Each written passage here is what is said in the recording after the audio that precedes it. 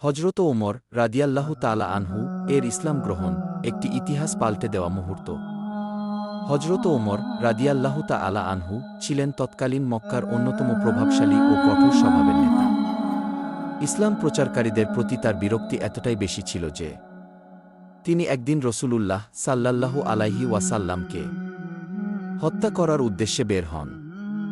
পথে বানু জুহুম গোত্রের নুয়াইম ইবনে আবদুল্লাহ রাদিয়াল্লাহু আনহু তার গন্তব্য জেনে বিস্মিত হয়ে বললেন, তুমি আগে নিজের ঘরের খবর নাও। তোমার বোন ফাতিমা রাদিয়াল্লাহু আনহা ও তার স্বামী সাইদ ইবনে জায়েদ রাদিয়াল্লাহু আনহু তো ইসলাম গ্রহণ করে নিয়েছেন। এই কথা শুনে হজরত ওমর রাগে অন্ধ হয়ে তাদের বাড়ির দিকে ছুটে গেলেন। সেখানে গিয়ে তিনি কুরআনের আয়াত তিলাওয়াত শুনতে পান। ভিতরে প্রবেশ করে তিনি বোন ও দুলাভাইকে মারধর করেন।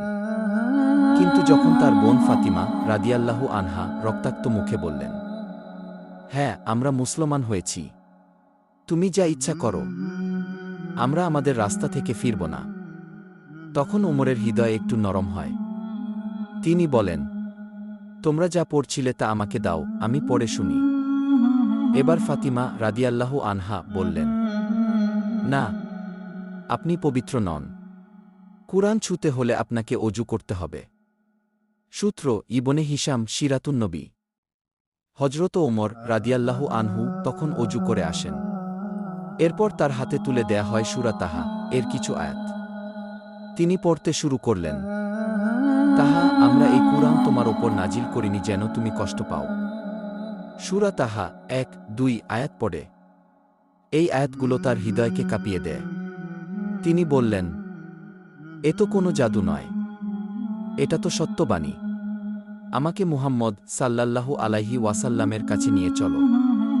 তিনি সরাসরি চলে যান দরুল আরকামে, যেখানে তখন গোপনে মুসলমানরা অবস্থান করছিলেন। দরজা খুলতেই সাহাবীরা তাকে দেখে শঙ্কিত হন। কিন্তু রাসূলুল্লাহ সাল্লাল্লাহু আলাইহি ওয়াসাল্লাম বলেন, তোমরা ওমরকে আসতে দাও। ভিতরে ঢুকেই তিনি বলেন, ইয়া রাসূলাল্লাহ, আমি ইসলাম গ্রহণ করতে এসেছি। রাসূলুল্লাহ সাল্লাল্লাহু আলাইহি ওয়াসাল্লাম তাকিয়ে বললেন, আল্লাহু আকবার। সেই সময় উপস্থিত মুসলমানরা এত জোরে তাকবীর দিলেন যে মক্কার পাহাড় পর্যন্ত কেঁপে উঠল। সহিহ মুসলিম হাদিস। তারপর তিনি নবীজির দরবারে উপস্থিত হয়ে বললেন, আশহাদু আল্লা ইলাহা ইল্লাল্লাহু ওয়া আশহাদু আন্না মুহাম্মাদার রাসূলুল্লাহ।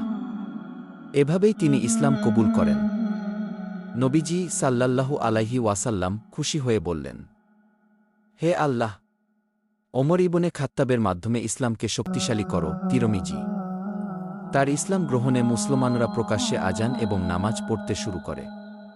ইসলামের অনেক বড় বিজয়ের দরজা খুলে যায়। সুবহানাল্লাহ। সত্য কথা ছড়িয়ে দাও, হেদায়েতের পথ দেখাও।